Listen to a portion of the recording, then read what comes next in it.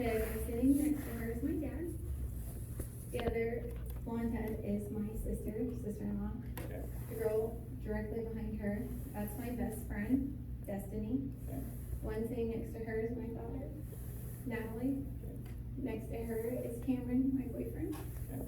Next to him is Grandma Connie. Okay. And then that's Lynn, that's my mother-in-law, that's Cameron's mom. And then next to her is Larry, my father-in-law, it's Cameron's dad. We're not married or anything, but family. Yeah, that's next level. And, well, that's great. Well, thank you for introducing me, and thank you all for being here for this very special day. We will have a formal graduation ceremony whenever we know that it's safe to do that, and the courts kind of allow us to, the higher courts kind of allow us to open up. But this is the next best thing, and I think this will just be just as sweet and just as special. And so, time is finished. Okay, so I'm not very good at this kind of stuff, but I just want to kind of begin. You guys can all see these mug shots here. I started using in 2015, about December 2015. I had been through really bad abusive relationship. Who he was using. I had never been around meth before. I had never had, I never hung out with anybody that did it. But because he was using it, I started using it, and it made the pain of the abuse go away. Well, he went on to prison, and I continued to use because I was losing weight. I know that that's like the craziest thing that somebody would just be doing drugs to get skinny, but that's why I continued. I had always heard that, addiction is hard. If you get started, you can't stop. And I always thought that was the most ignorant thing I'd ever heard. How can you say that you can't stop? That's just an excuse to keep using. Until the day I realized that I couldn't stop. And that was about 3 months in. My daughter Natalie was already living with my mother, and my son Bentley was living with his dad. But I had my 2 youngest girls. I was working at the stave mill. For those 3, about a week before I was arrested, I had this feeling inside of me, like, I can't explain it, but it was the most eerie feeling I've ever felt in my entire life. I didn't believe in God because I had never, I wanted to, just like everybody else, like people I went to church with and stuff. I wanted to believe in God, but I had this eerie feeling for about a week. And I remember telling my friend Whitney, if I don't go to jail or die, like I can't stop getting high. And that scared me because that feeling of that I wasn't going to be here anymore was so strong. And growing up, I had always been told that, God knows your heart and He knows your thoughts. You can never lie to God. He will always answer your prayers when you pray to Him, and you mean them, and He knows whether or not you're being real. If it's in His will for your life to be done, it'll be done. And I remember pulling into my driveway after I'd gotten off of work, and I remember looking in the back seat at my 2 youngest girls, and I remember being so scared because I wanted help so bad, but I was afraid to tell anybody. So I thought, you know what, this God that everybody's told me about is real, and this prayer thing that everybody's always told me about is real, then this will work. And I begged God, I'll never forget the prayer as long as I live. God, lead me where you want me to go. I need your help. I can't do this on my own. 24 hours later, I was arrested. And I truly believe that's because I prayed that prayer. That's whenever I realized God was real. I went to jail. I got out, I relapsed several times, in and out of jail after that. I had gotten I had went to prison. And I went to a sober living house where I ended up using there too. Went back to my parents' house and continued to use. And they kicked me out. And for the first time in my life, because they just couldn't do it anymore. They couldn't keep watching me and allow my kids to be around them. So I was homeless, and then I was scared, and my dad actually dropped me off at Cameron's house, and he was just an old friend, you know, and I had him take me to one of my friend's houses. His name was Lane, who's now dead because he died of heroin overdose. But Cameron had sent me a text message saying, if you ever need help with anything, I'm here. And I was so thankful for that. He let me in my own bedroom, and that's just how it started, was as a friendship, you know. But then it turned into more, and Cameron has literally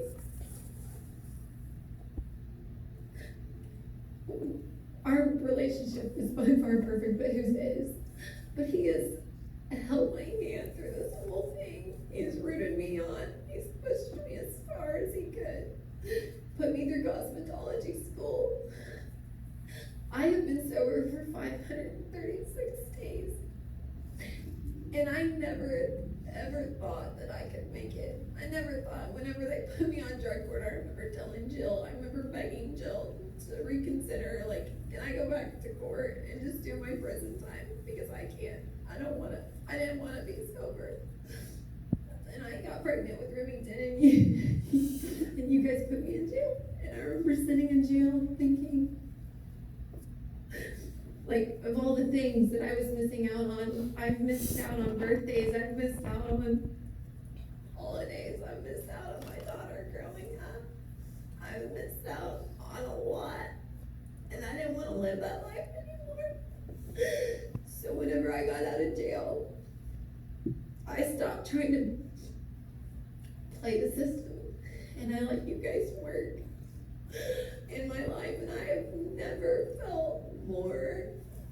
I don't just feel like this is drug court. I just felt like this is more like a family to me, you guys. Drug court. Between drug court, my family, and God, I've got my girls back. Me and my daughter have a relationship. I get to see my son. I graduated cosmetology school. I work as a hairstylist, and I make really good money. Whenever I started this program, I thought there was no way I was ever gonna be sober. I made this board, and it says, then you will call my name, you will come to me and pray to me, and I will listen to you. You will search for me, and when you search for me with all of your heart, you will find me. I will let you find me. This message from the Lord, and I will bring you back from captivity. Jeremiah 29:12-14. I now I have my kids, and I have my life. And if you look at those mugshots, and you look at how close the dates were, that was in 1 year.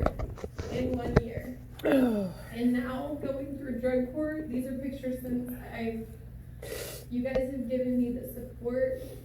And like Tammy, I don't know if she's on there, but I am girl. I love Tammy. She has been, when you hear the word probation officer, a lot of people cringe. Tammy is the most supportive, most caring, and understanding person I've ever met. And Hannah, I don't know if she's on there, but she has helped me a lot too. Because she knew me before drug court. Dusty knew me before drug court. I was a mess. And And I'm so thankful that I didn't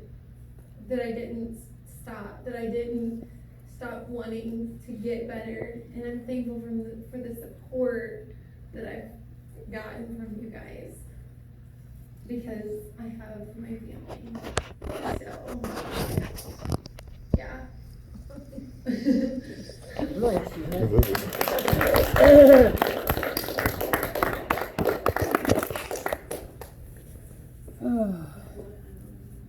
take pictures of these. Oh, okay. I'm thankful that y'all helped her, that we got our daughter back.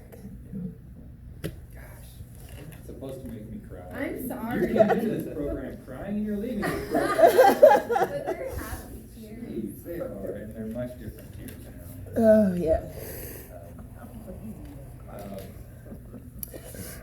Wow, you just set a high standard.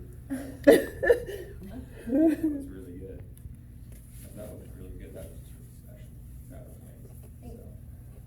So, we're gonna have a graduation ceremony where we'll give her a plaque and her coin as well. This is what we're doing for all of our graduates, but she is gonna get her official graduation certificate of completion today. So technically, she is done in just a moment when I hand this to her.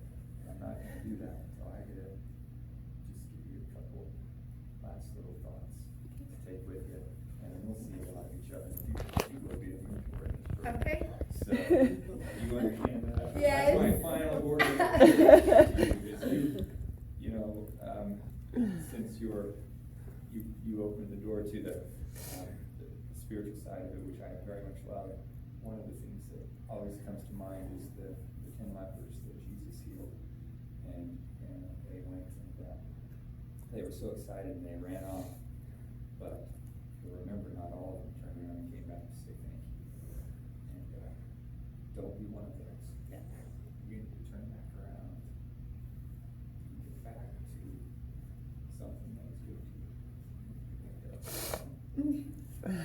All of it was I give the glory to God, because when, like I said, you know, what they say about prayers, it's true.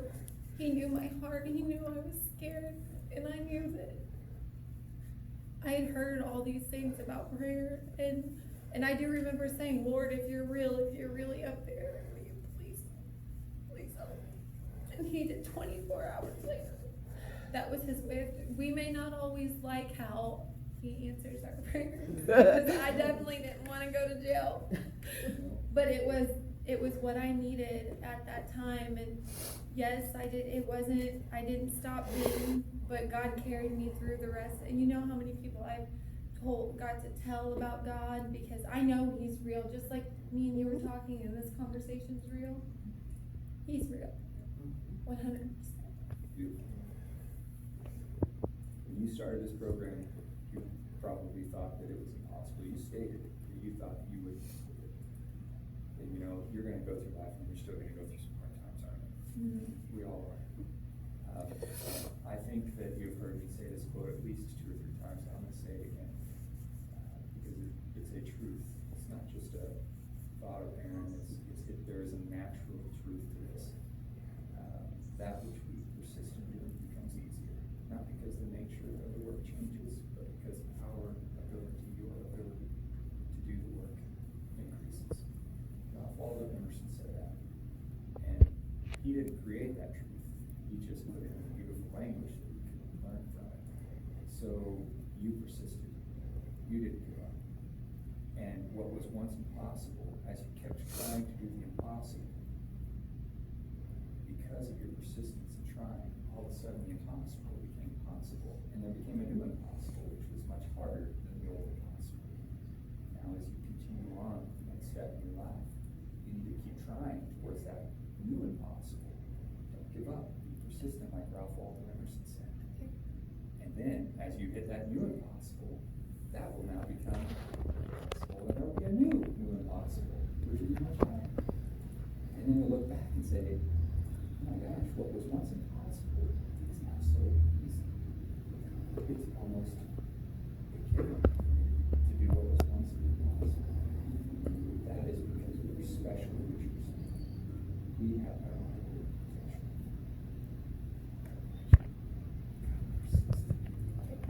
okay. So, without any further ado, I'm going to officially announce that you have successfully completed. Count me, that's right. Gotcha.